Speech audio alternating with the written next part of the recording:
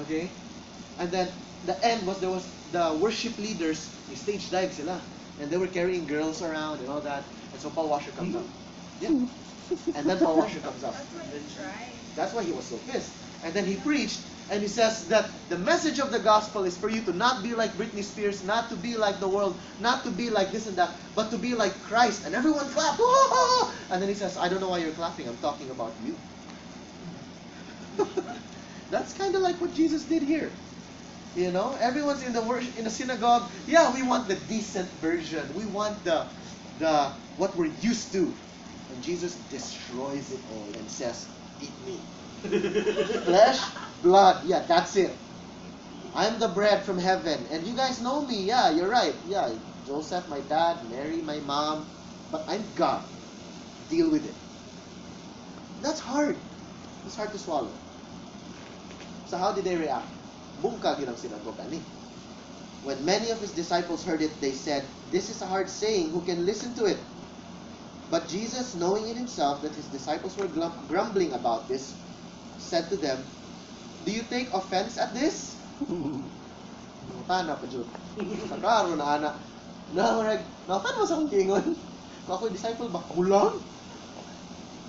So he's asking them the obvious. Then what if you were to see the Son of Man ascending to where he was before? This right here is the clincher. What is he saying? Entire time, he's talking about who he is, what he's supposed to do. And the entire time, people are grumbling, doubting, suspicious, not believing, rejecting the message. The entire time. So, this is a battle. And he says, what is the ultimate proof? What's the ultimate? Yeah, offensive lagi niya akong message. Pero, whether or not it's true or not, it's not in the quality of the message kung offensive siya or di. The authenticator of the message is what I'm gonna do. And so he says, that's why he asks this. What if you were to see the Son of Man ascending to where he was before? It is the Spirit who gives life. The flesh is no help at all. The words that I have spoken to you are spirit and life. But there are some of you who do not believe. For Jesus knew from the beginning who those were who did not believe and who it was who would betray him. Remember, when we talk about disciples here, we're not talking about the 12, We're talking about everyone who came. Because before good, everyone said, I'm a disciple. Okay, nagfollow lang sila. So, I'm a disciple. So, when the word disciple is used here, he's not talking about the 12. He's talking about everyone who came and talked to him. And a lot of the disciples, is quote unquote, those who professed to be disciples, grumbled. And a lot of them did not believe. And he knew, kinsay mo believe, kinsay dili. Of course, si God man ang mo draw. Look at verse 66. After this, many of his disciples turned back and no longer walked with him. Does it mean they were human disciples? In the first place, the Bible says they were not disciples of Christ. They were disciples of their stomachs. They followed their tiyan. Kaya may fresh San Jose bake shop. Diba? Nga free. Napojoy buwad, free food. Kalamihan na. Diba? So they followed. They were disciples, yes, of their bellies, of their flesh, of wanting to be filled. But they never looked for the sign. They never wanted to verify Christ was the Messiah. Here's my favorite part. Verse 67. So Jesus said to the 12, do you want to go away as well? From how many? 5,000. How many left? 12. So pila ang ni walk away from Christ? 4,988. 88. Sakto, slow it math. That's a lot of people walking away. What's the ratio of that? 1 is to pila. Huh? This is what makes me wonder. Really. When I look at this ratio, this is what makes me wonder. When Jesus says, many of you on the last day will say to me, Lord, Lord, did we not do this and do that in your name?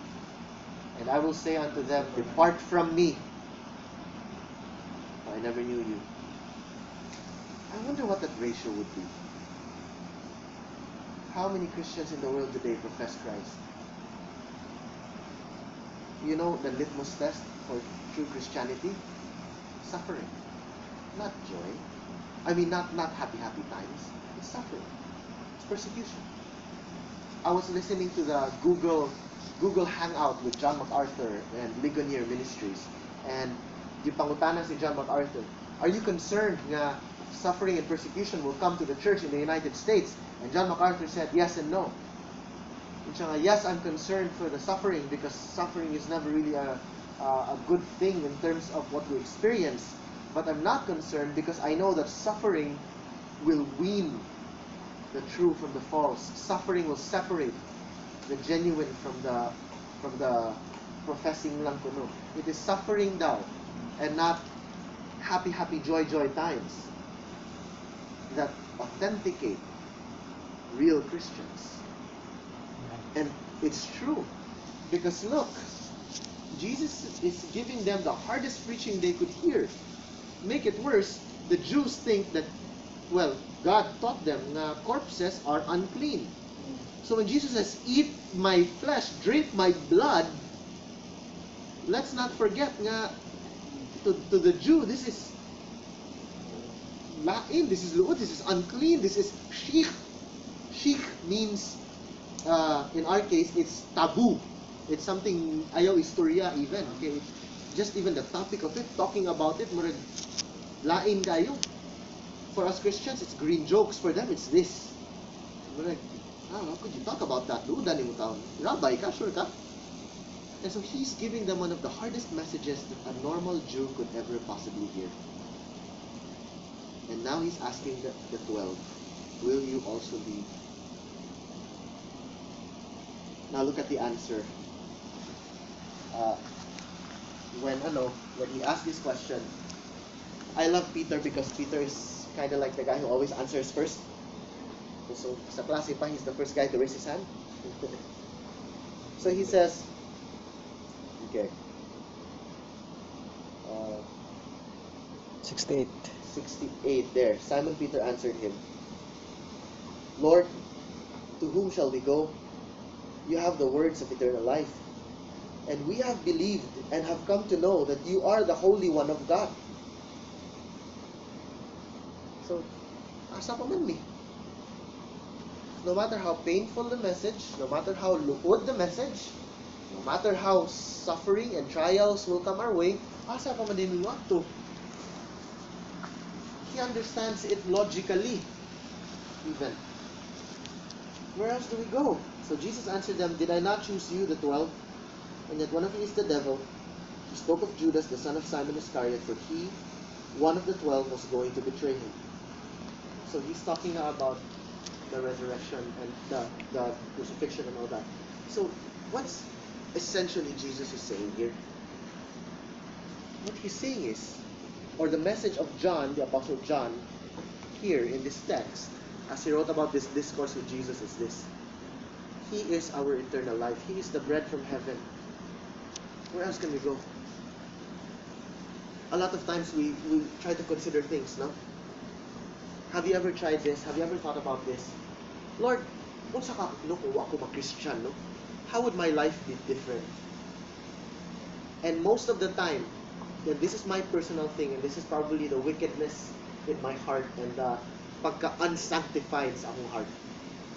Whenever I kind of entertain the thought or move around in my imagination, what if ako ma-Christian, no? My thoughts always go to, I'd probably have more businesses now, and I'd probably have more stuff, and I probably have a different lifestyle and all that. You know, that's my imagination, the wicked side of my imagination. And a part of it is kind of true, yun ba ya? Because akong whole life savings all the way from college to STI, I threw it all baya into my tuition sa Bible school. kung ako nag-Christian, ako nag-Bible school. And that money, I would have used it and everything else for other businesses. And, my life would be very different. I wouldn't have to think about other people and their spiritual growth and their spiritual walk. I don't care about that. You know what? I'll think about myself. How things would benefit me. How things would be convenient for me. That's the wickedness in my heart. But the truth is, if we really think about it in my head lang, based on where I was na in college, my real answer would have to be, if ako ma-Christian, I'd probably be either dead, and I'm not exaggerating, I'd either be literally, physically dead na, or I'd be in so much debt and so much substance abuse, because at the time I was already hanging out with people who were leading me towards that direction. And how did I come to believe? Personal testimony, I didn't go to church because I wanted to know Jesus. Heck no. I came to church because there was a girl. And the girl I was in New Age. The girl her fashion was very goth. If you don't know what goth is, it's black nail polish, black lipstick, black everything with, those spiky collars, but she didn't wear that. And so I thought she was a practicing Wiccan. So when she said she's a Christian, I'm like, what? That doesn't make sense. So I attended church, October 19, it was a Sunday. I still remember the preaching. The preaching was entitled, Show Me the Money, I kid you not. That was the title of the preaching. And the preacher was Pastor Neil Bernardino, and his text was Exodus. And he was talking about how the money that the Israelites looted from Egypt, they used to make a golden calf. And then later on, the same money, or gold and precious things, they used to build the temple of God. So even siya nga money can be used either to worship the enemy or to worship the Lord. It's up to you how you use it. And I'm like, oh yeah, that makes sense, okay. But there was really no gospel presentation. There was no, it was all about honor the Lord with your wealth and all that. I'm like, okay, yeah, I get that. And then from that, someone goes, if anyone would like to have a relationship with Jesus Christ, raise your hand. I'm like, I don't want that. Why would I want that? But then my hand's up na. That doesn't make sense. And then the person said, Pajud, okay, for those of you who raise your hand, come to the front. Oh, bahala mo, di jud ko. So I was like, I'd never go forward. But then, I was sitting here. I looked to the right, all the men, bro, go, bro, you raise your hand, go, go, go. I'm like, no, I'm never going to go, no way. I looked to the left, it's the lady I was pursuing, and then all the other girls were sitting there, mga models, alabang. They're like, David, go. I'm like, oh, I should go. So I went. Okay. And then when I went to the front, Pastor Neil gave me a message. He was like, bro, I don't know you, but I get the feeling that God wants to give you a message. I'm like, okay, what's the message? And then he said stuff like, this is what happened in your life and all that. I'm like, how does he know? I never told anyone. And then I went back, I told my disciple, bro, si Pastor Neil ba? He has a great third eye, no? So, sayok pa kaayo. So it was really weird. So I went home, I thought about everything. What ako mo believe? I don't think I believe at that point yet. Honestly. When I got home, I just thought about the whole day. What happened there? The next day, I grabbed the Bible, I don't know why. I just wanted to read it. And for some reason, I just couldn't put it down. It's the Lord who changes the heart. And when He does, the words of eternal life that Jesus speaks, that Peter says, where else can we go? You're the one who has eternal life. That's what a genuine Christian is supposed to feel. No matter what the world shows, no matter what temptations come, no matter what lifestyle the devil would say you can have if you just forsake the Lord, we would, as a genuine Christian, we would end up quoting Peter. Lord, where else do we go? You have the words of eternal life. Wala mo suffer man ka. Ma-persecute man ka. The world will hate you by a kay rainbow is the new normal na karon. Diba? And the media says this, the media says that. Balik na lang wako nga buhat. Words of eternal life. Bread from heaven man nga di ko mamatay, eternal life man everywhere else I'll die. What else can I do? So for Peter, it's not even a question of loyalty or devotion. It's a question of even mere logic. If you believe that Christ is the bread from heaven that gives you eternal life, then logically, there's no other option. Any other option would be foolishness. That's why, I'll go back to reading lang ha. There. That's why niingon siya nga, verse 64. He says, there are some of you who do not believe, for Jesus knew from the beginning who those were who do not believe, and who it was who would betray him. And then 65, he says, and he said, this is why I told you that no one can come to me unless it is granted him by the Father. The best thing we can do, really, and we actually chose this message because next week we're going to talk about, of all things, communion, which is the symbolic act of eating the flesh and drinking the blood.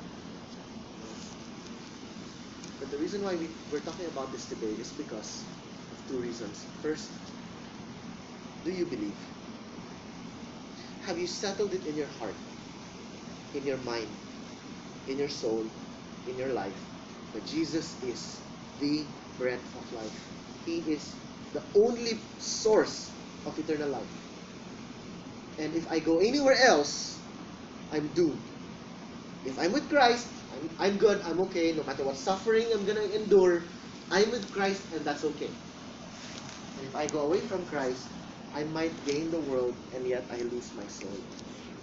So that's the first question. Have you settled that in your mind, in your heart, in your life? In the way you live, in the way you view things?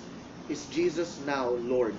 Is Jesus now your only source of nourishment while we're here on earth? Okay, remember ha? Diba? Egypt, the promised land. Here is the intermission. Diba? And then Jesus now, intermission. Today is also intermission. We're still alive today. We're on planet Earth. Sinners ta, Christ says believe. Wa pa man ta nangamatay, wa pa man ta moadto judgment. So intermission punta karon. In this intermission, who do you believe has eternal life? Christ or the world? That's the first question we have to settle. Here's the second question we have to settle. How do we reach out to our family, friends, relatives, loved ones, associates, colleagues, office mates? Are we reaching out to them using bread and fish? Or are we reaching out to them using the same kind of message that Christ gave? If you believe that the attractional, that's actually what it's called, the attractional method, or the seeker-sensitive method. If you believe that that is what would entice them to come, you're so wrong. Because Jesus already proved it. Diba? With Julie's Bake Shop and Danggit. All you can. It doesn't work. And I've seen it. I've seen the effect. It's people who will say, oh, I love Jesus. And then what happens is the church looks more like the world than apart from the world. And so the people feel like, oh, it's the same among the eye, so there's not really much of a difference. And here's the message. If the church is trying so hard to look like the world, what we are, then I guess it's okay to stay the way we are. Okay, you're copying us good. So we should be the same. So I'm still going to live like the world, talk like the world, I'm going to value the same things as the world values. Kaya parehara man ta. In fact, you're trying to be like me. But when the church changes and shows the difference, the world sees it and they go, okay, so lahi gid ay. So first is, have you settled it in your mind? Second, how have you settled in your mind how you are reaching to your friends? Is it attractional? Or are you giving the message that's offensive? I love how Spurgeon says it. A gospel that is preached that does not offend is not the gospel. Paita sa daan na, isuda sa daan na. So it's not only the message that Christ preached is offensive. If I follow Christ, I'm gonna end up becoming offensive to others po di ay. Hey, I have to copy him on the message. Di man i-edit the message, pero pass the message man. So, what message are we preaching to our friends? Do we also say, hey, you want to come to church? Why? Kay, isa, magod ka ng, ano na lang, basta, ato na lang, ya. You know, di una na ito magstorya na, salig na lang ako. They're trying to escape it. But when we invite, do we say it in a way that would be gracious and yet still truthful and firm? Bro, I want you to come to church. Why? Well, because I believe that I want you to hear the gospel, because the gospel is what saves us from hell. We're all sinners, you and me. You and me, and me. But also you. Tabla lang ta. And so, I know that I'm saved because I trust in the Lord Jesus. I don't know about you, if you've made a profession of faith. And if you have actually settled it, and God has changed your heart to a degree, nga, siya na ang eternal life. Kung wala, at the church na. Kuyog ta. Kuyog, ganin mo. How we share the gospel. Not just what we say, but how we say things also matter. Try to be not as non-offensive as possible, but at the same time, try to be as firm, loving, gracious, honest, and faithful as possible also. Is that clear? Okay. So here's what we'll do. We'll end with prayer. After ending with prayer, we'll have lunch, and then we prepared something. We're gonna watch a movie. So, but let's end with prayer.